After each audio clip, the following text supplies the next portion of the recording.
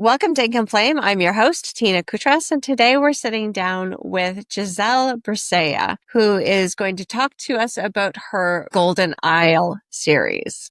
Hi, Gisele. Hello. How are you? I'm really excited. This is my first podcast ever. Awesome. And you're coming to us from Japan right now. We're chit-chatting, right? Yes, it's very early. So, yeah, there's a For little me. bit of a time difference between us, so we'll work with that. So let's get right into it. We'll Yeah. talk about your series. What inspired you to start writing? Mhm. I had three main points of inspiration. The first was actually Twilight.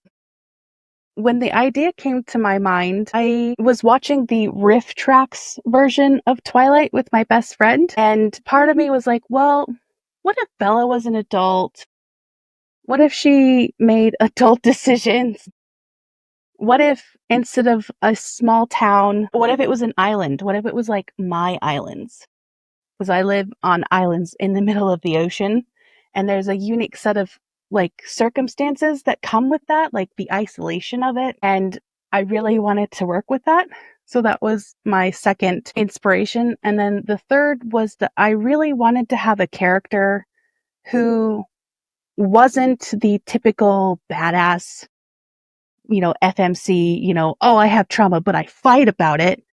Like, those are great. I do love a badass FMC. I really wanted a softer heroine, someone who doesn't fight out her problems. And so, like, those three together kind of culminated in the Golden Isles. Okay. Awesome. That's exciting. So how was your journey as an author? How has you been? I've learned a lot as like a storyteller. I've learned a lot as, how do you get from the spark of an idea like, yeah, Twilight, but make it mermaids, but make it selkies, to an actual full-fledged book. I I know better now that what I need to make a story, what I need to do, get from beginning to end and make it an interesting story, because you can have great scenes, but like the between parts of those scenes, they have to be just as interesting as the really exciting scene that you want to do.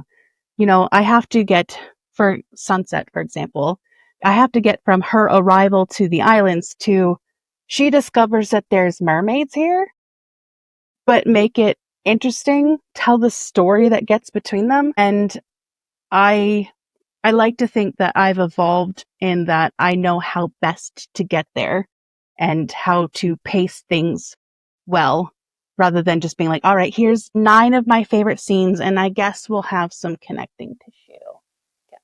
A story. Exactly. So how do you balance writing for yourself versus writing with your audience in mind?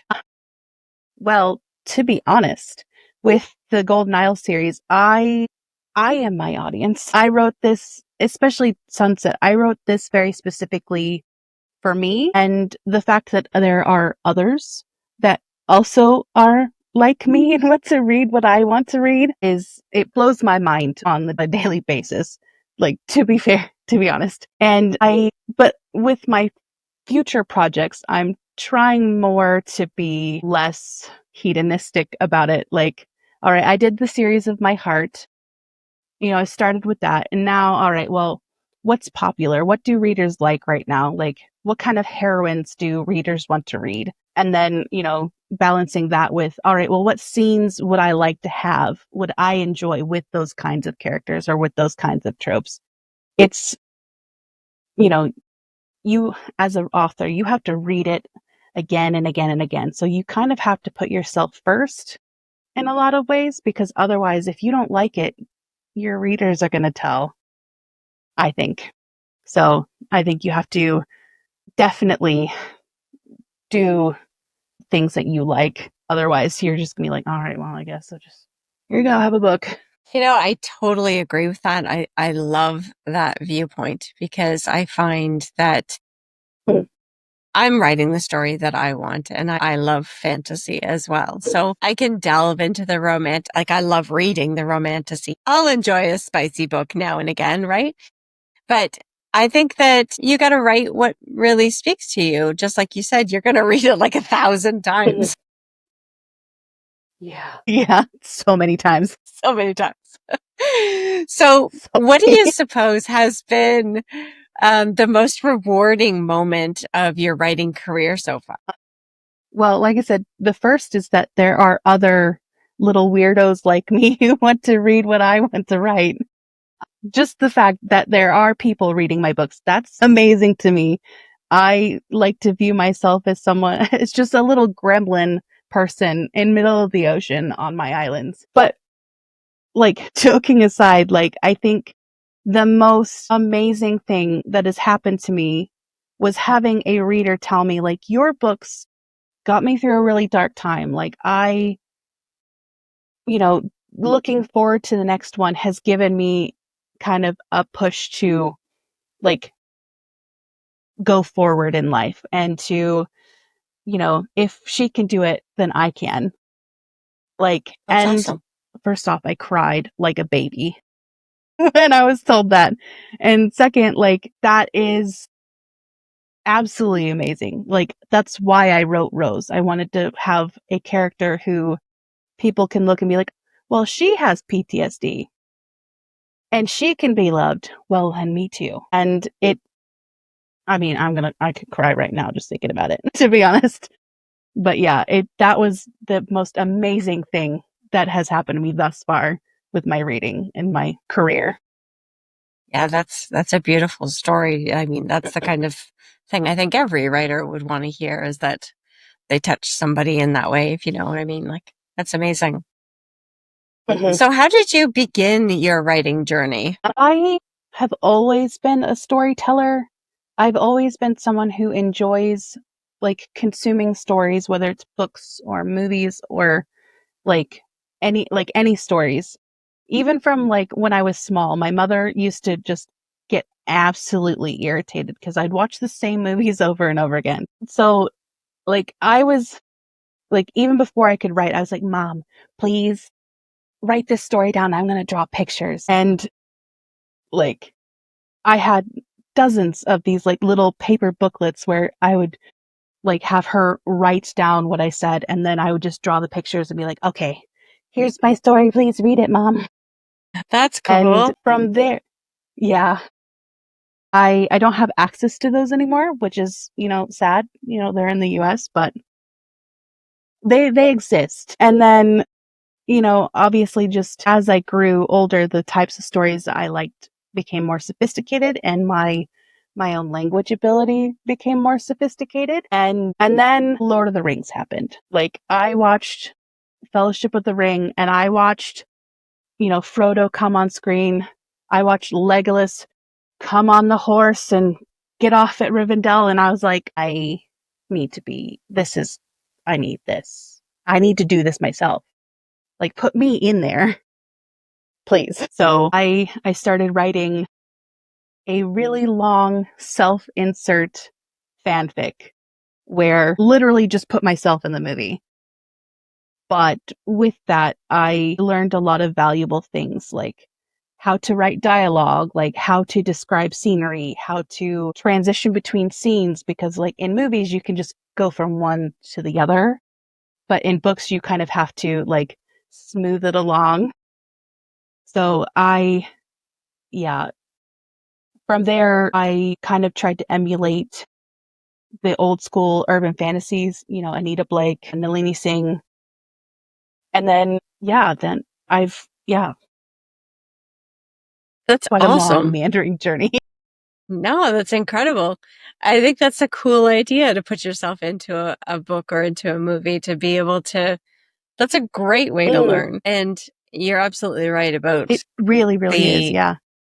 learning process of from what you see translating into a flowing narrative that people will want to read. It's very, very different. So the Golden Yeah. Isle It's very series, I'm really different. having a hard time with that word. The Golden Isle Sorry. series is set in a vivid and immersive world.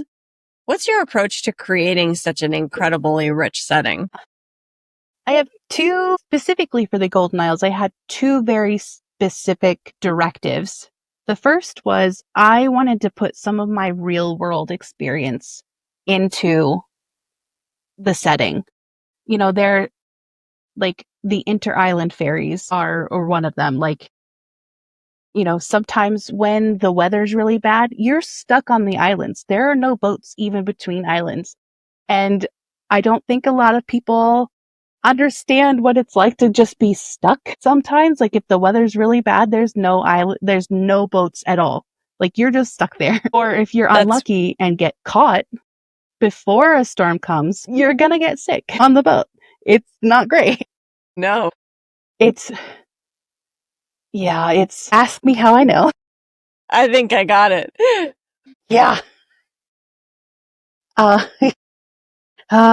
Good but bad memory, to be honest. So they try and that's evacuate the you first whenever one, there's like bad just weather like that? weaving. Sorry. No, like we just exist here.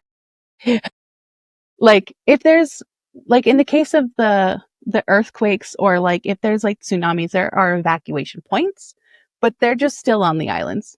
Otherwise, like we've had typhoons, we've had, big rain, big waves. It's just like regular day. Wow. So it's like, okay, well, I guess, it's typhoon day. Kids get to stay home while I have to go trudge up to work. Yay. So how did you decide which It's details to include in your world building and which to leave to the reader's imagination with your story? To be honest, that's really hard for me because I'm bringing in real world like experience. I want to share my islands sort of with everyone. But obviously like a book is only so long.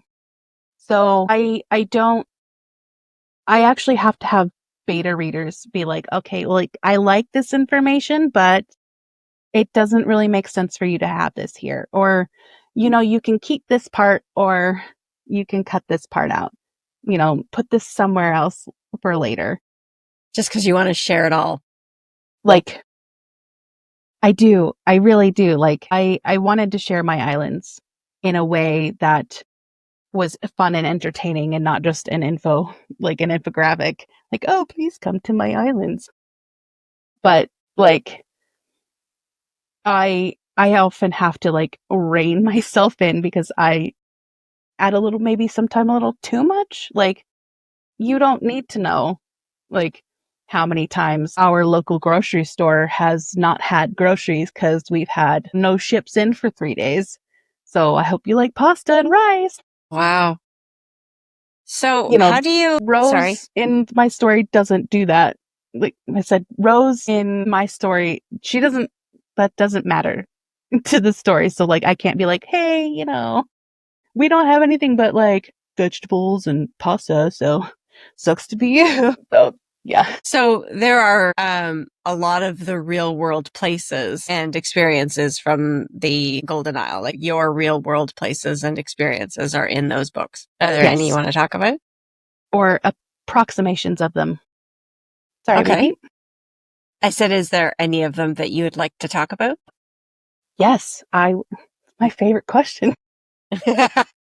Like for example, there is towards the end of Sunset, there is a Founders Day festival, which by itself is my creation, but there is this part at the end of that festival where there's this huge bonfire and everyone like takes a bit of the flame and like is around the big bonfire to kind of show like we are one bonfire, we are one island or we are one set of islands, but we are individuals together sharing the flame of community. And we have something similar here at my school for one of our festivals.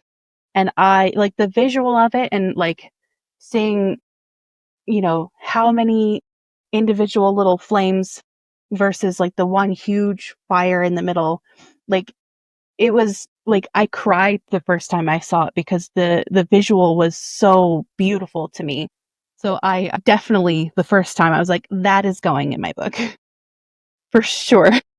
Sounds beautiful. Wow. It really is. How do you ensure that your world feels alive and dynamic rather than just the backdrop for the story? There's I like to think of my characters not as like paper dolls in like a cardboard box, but as like the people affect the place and the place affect the people. Like sometimes there are details that don't make any sense to anyone else, but in context, like, oh yeah, because so and so 100 years ago did this. Now we have this. So in the Golden Isles, because they are an ocean people, they like to make sure that their beaches are clean. So the people once a month go and clean the beaches together as like a community building thing. You know, so practically, oh, that's a thing that they do. But they like the fact that it can be like, how do I say? The peoples affect the places that they're in. You know, whether it's architecture, their behaviors, like one person being really silly or something like that. So I like to make sure that, like, especially for the Golden Isles, like it can be a character by itself. It affects the people as much as the people affect it. It's like a communication thing. You know, it's a two-way conversation. So I don't like it to be like a static, we're in city X. No, like we are in the Golden Isles. Each island has a personality. It has a flavor, a community of its own. So how does that affect the people who are in it? And how do the people, shape and bend the islands in Okay, so you've got return? it as almost as a living entity, very dynamic place. Mhm. Yeah. So your characters It's are very, very, go ahead. sorry, No, please please go go ahead. ahead. No, I want you to go I ahead was with your going to thought. say, like, sorry, It's that okay. lag. I was going to say, like, the concept of like living history, like history is being made, and like we as a people are changing, but the places that we live in are also changing with us. That's kind of the idea that I wanted to go with. Like, you honor the past, but you improve for the future. And that's kind of the arc of the Golden Isles. Like the past is important, but like as we go into the future, how do we go forward and then benefit all of us and not just the people of the past? Wow, that's a great sentiment. I love that. So Thank you. your characters are deeply relatable. How do you approach building out their personalities and arcs? It depends on, for me, it depends a lot on what the end goal is. Like, where do I want the person to be at the end? For my main character, Rose, I wanted her to have PTSD and to kind of show, like, exhibit it subtly throughout the series, but I didn't want it to be cured by the end.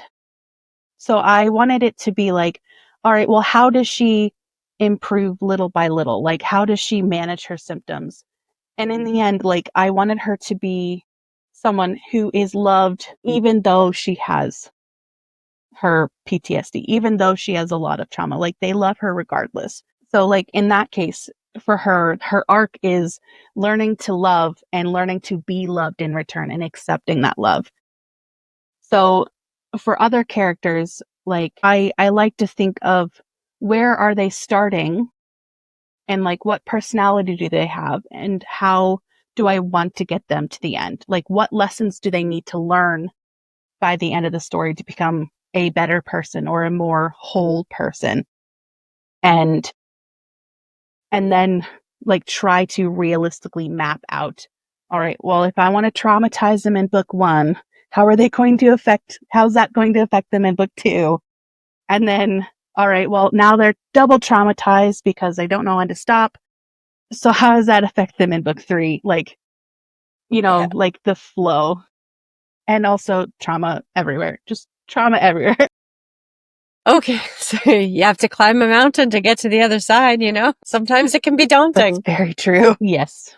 Mostly for them, though. Although, I mean, some writers, I've seen lots of writers that experience trauma with their characters. I've seen videos of them typing and crying and guilty. To be honest, I'm so guilty of that. I am so guilty of that. Like, every single one of these books that I've written, I've absolutely sobbed. Like, there is a scene in there where I personally hurt myself. Like, I decided I wanted more trauma, so therefore, let's write about it and hurt our feelings. That's, Yeah, exactly. I feel like readers can get that. Like, readers feel it when I do. So, we could share the trauma, share the load, so to speak.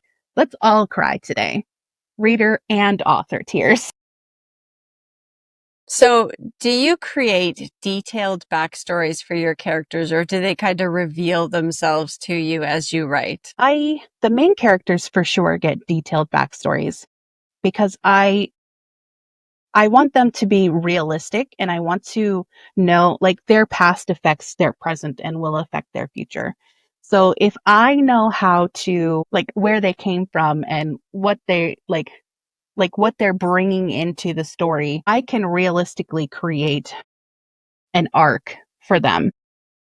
The side characters, however, they start out like as a function and then they kind of open up to me as I'm writing. So it's very much a mix of both. I mean, there's also been some times with my main characters too where it's just like, I didn't know that about you. Now I have to go back and fix the earlier part of this draft to add that in. you know, I can relate to that as one we for say in sure. Japanese, shogunai. So, what does that mean? Shogunai, sorry. It means like it can't be helped or it is what it is. Okay. So, My slogan. how do you handle writing morally complex or flawed characters? I really don't like, cartoonishly evil or cartoonishly good characters. I think everyone Mwahaha. is nuanced. Yeah, like I don't like the, mustache twirling villain. I mean, it's like, don't get me wrong. In TV shows, cool. That's fine.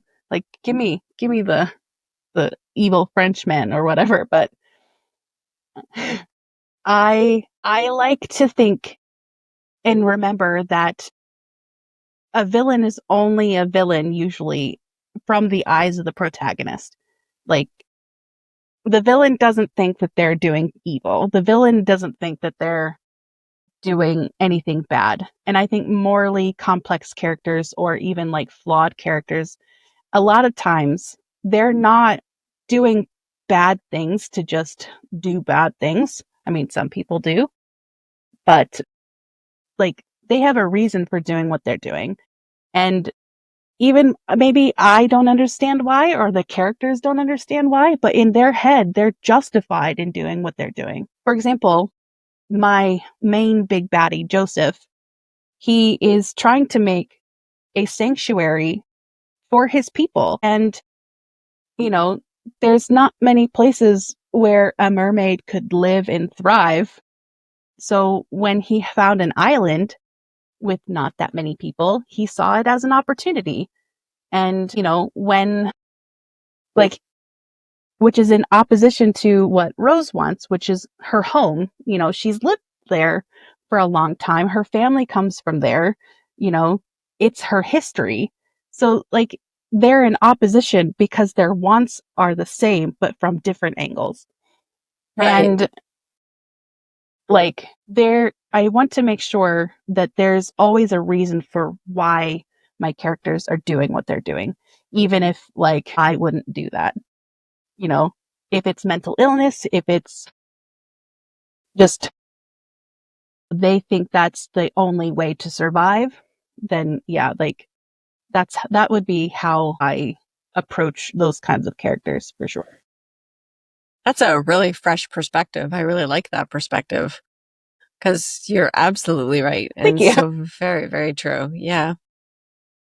So if you could spend a day with one of your characters, which would you choose and why? I know authors are not supposed to have favorites, but I definitely do have a favorite. And to be honest, it's Milo, my seal daddy, my Selkie. He is just a breath of fresh air. And I think that just being with him would be hilarious. Like between the like natural flirtation that he does and just, you know, being the charismatic man that he is, I think it would be an absolute amazing, amazing time with him. Just even if we're Nice. just sitting on his boat, just, talking. That's awesome. He sounds intriguing. Totally is. I love him. So what does a typical writing day look like for you when I don't wake you up at the crack of dawn? Well, when you're not waking me up, how dare you?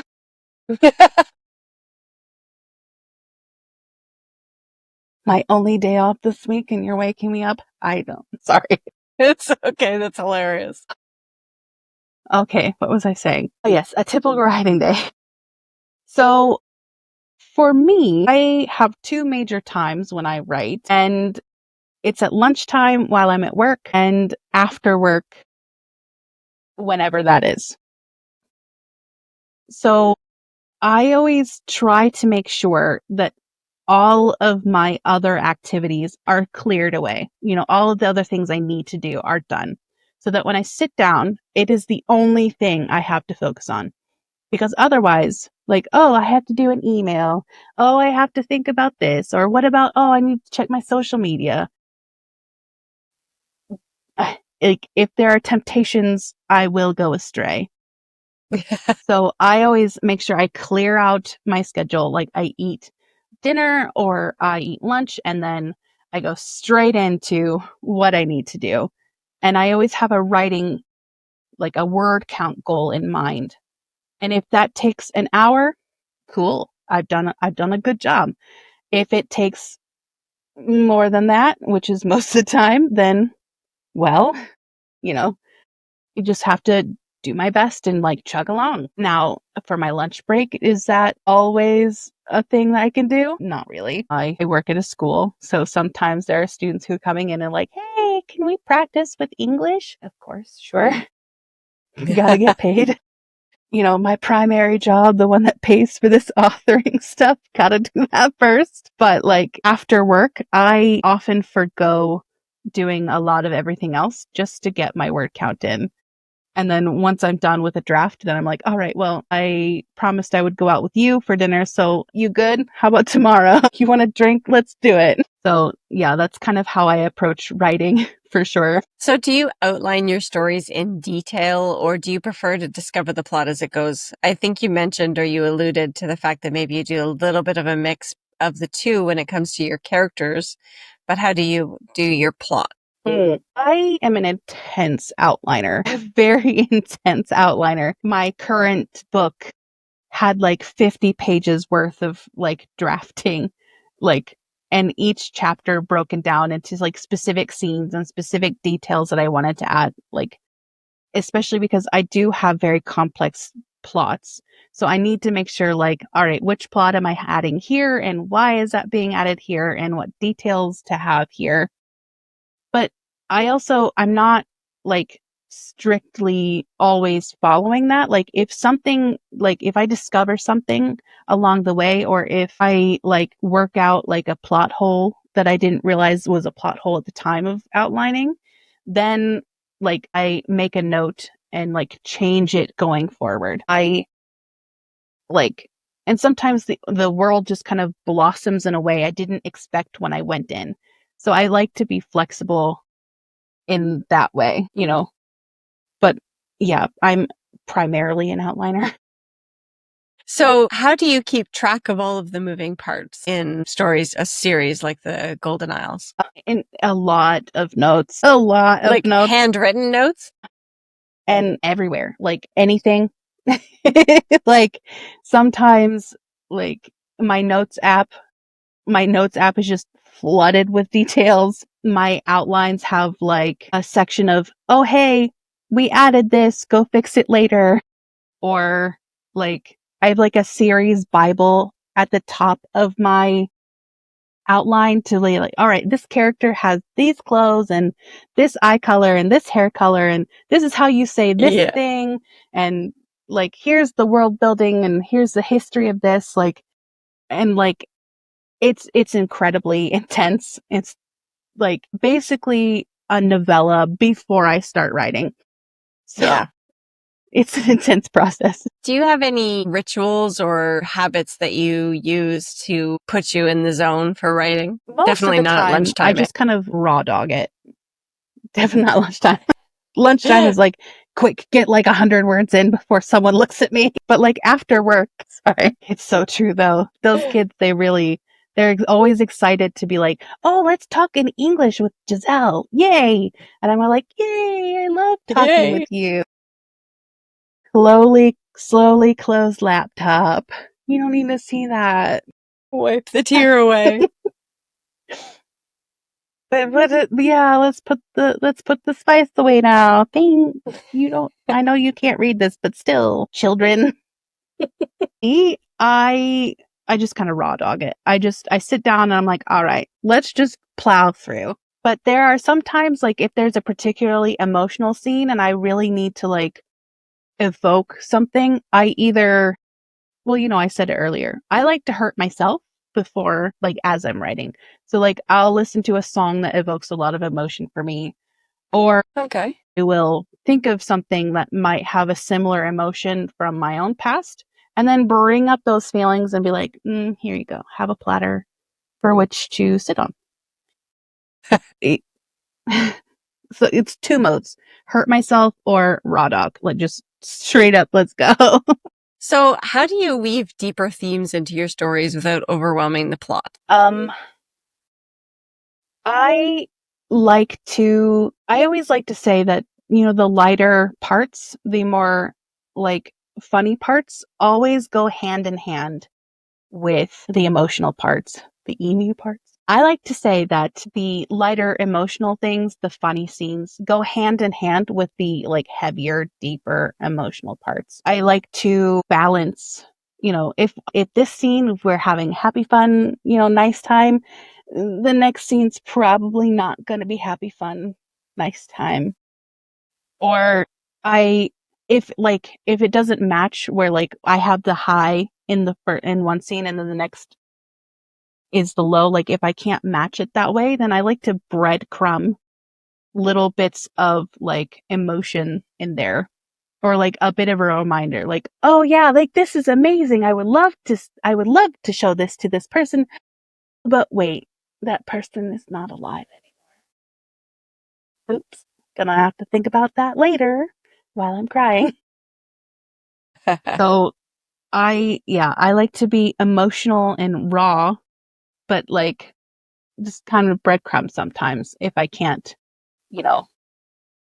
handhold the nice emotional parts with the lighter fun parts. That makes sense. Sort of keeping a balance, but leaving the breadcrumbs of the emotions. Yes. If you could live in the Golden Isles for 1 week, what would you do first? To be fair, I do kind of already live in the Golden Isles, since I, based them off my islands. But there's one thing that the Golden Isles have that we do not have here, and that is a thriving wild seal population. And I would absolutely love to go and see the seals, just being seals, like in the ocean, just laying on the beaches. I would love to see that, just in general. Yeah. It would be amazing. What book or author has had a major influence on your writing? I have several influences on my writing, but for like very different reasons. So for example, I love Catherine Ann Kingsley's character work, and the like character scenes that she has. Like, I always like to think of it for her, she'll have little scenes that I think a lot of like editors would just kind of cut out because they don't advance the plot so much, but they do advance like the characters and the relationship aspects, whether romantic or otherwise. And I absolutely learned from her to just let myself indulge in those things, like let the characters shine where they can. Rachel Gillig and Sam Niscosta, I love the prose that they have in their books. And especially Rachel Gillig, she has such a good ambiance and vibe. And I really want to learn how to write that way and to steep in vibes, like in every moment of a story. And I don't know how she does it. It's like catnip for me to just read her books and just like, yes, gothics. I want to know how she does it. I really do. And I then like Sam truly Niscosta, like love she has Rachel such a Gilzig. way with words. She's so good. I can't wait to read Night in the Moth. I can't wait. So Sam Niscosta has such a way with words and such a way of phrasing things that I just really admire. I know most people are like, oh yeah, she wrote the Minotaur like milking book, right? Like, but like beyond that, if you read her books, if you read her backlist, she has like a beautiful way of phrasing things. And I really, really wish I could do that myself and to like have a more eloquent way of like writing. So like I read her books and I try to pick up what I can. So those are like the three main authors at the moment that have really influenced me recently. Nice. I fell in love with Rachel Gillig, and like you had mentioned, I cannot wait for her newest book. I really can't wait. It's very exciting. And I agree with you. She has fantastic mood in her stories. Yes.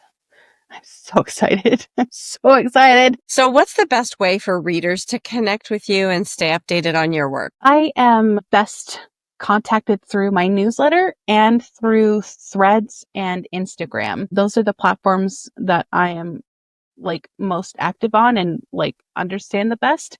But, as social media can be quite fickle, I think my newsletter is probably the best place to get information. And I actually give first looks and first like everything to my newsletter people. So like that would be the absolute best way. So we also don't have to worry about social media censorship. So, what's the easiest way to sign up on your newsletter? So you can go to subscribepage.io/Gisele Briseia newsletter, and you can sign up directly for the Other Kind Universe newsletter there. And did you want to show us your books? Because I know you've got one more coming in this series. It's a 4-book series, if I remember correctly, right? Yes. So, I actually have the series on pause for the moment while I draft something else. But book 4 will probably come out sometime 2026. And my next book will come out November of this year, but it's a completely different series, very different vibe. Okay. I do have these 3 books, which are ready. Flash layer. So I do have these 3 books, Sunset, Midnight, and Daybreak. They are available now in ebook, paperback, and in KU. And this year they will also be available in audiobook for the first time, which is exciting. I saw on your Instagram that you had your narrator, your voice actor, doing a little clip. I thought that was pretty cool of you to put that on there because it gives people a taste of, what your audiobook is going to sound like. So that's pretty awesome. Auguste Roy is the person who did my narration, and she is like my like number one Golden Isles fan. Like she absolutely loves the series. So, she put so much care and effort and love into every single part of this. And I cannot praise her enough. I can't praise her enough for all of the hard work that she's done. Like, please, please, like go to her page and love her. And yeah, she's just so good. I love her so much. She did a great job. That's awesome. So finally, what's one thing that you would say to someone picking up Sunset by the Sea for the very first time? I would say first, bring tissues. The ending will wreck you. Sorry, not sorry. If I had to cry, then you get to cry with me. But also I would say, I really hope that when you pick up this book, you see a character who is flawed and frustrating, but that you read anyway. Like, she's going to act like a human being. And I hope that you love her regardless and that you understand her better for having been a little frustrated because, you know, she is also frustrated with herself, and that you see the human that she is throughout the story and how she grows from her, like through her stories and through her trials and tribulations. And also, please mind the trigger warnings. It's, you know, yeah, it's maybe Twilight adjacent, so to speak, but it's dark and it gets really dark, especially in book 2. So please mind the trigger warnings and like take care of your mental health. But if you do read it, please enjoy. I hope you have a fantastic time. That's awesome. So what category is that series? So it's not young adult. What category would you give it? It's very much adult. It's very adult. It deals with like a lot of, you know, past trauma, like parental abuse in the past, death, blood, you know, like mind manipulation. It gets to be very, very dark throughout the series. So it's adult. I would not recommend this for anyone under 18 at all. Okay, that's definitely good to know. Well, Gisele, I had a fantastic time chatting with you tonight and this morning for you. And I really appreciate getting to know you and to get a glimpse into these books. They sound intriguing for sure. Thank you very much. I'm so happy that you invited me to come here today.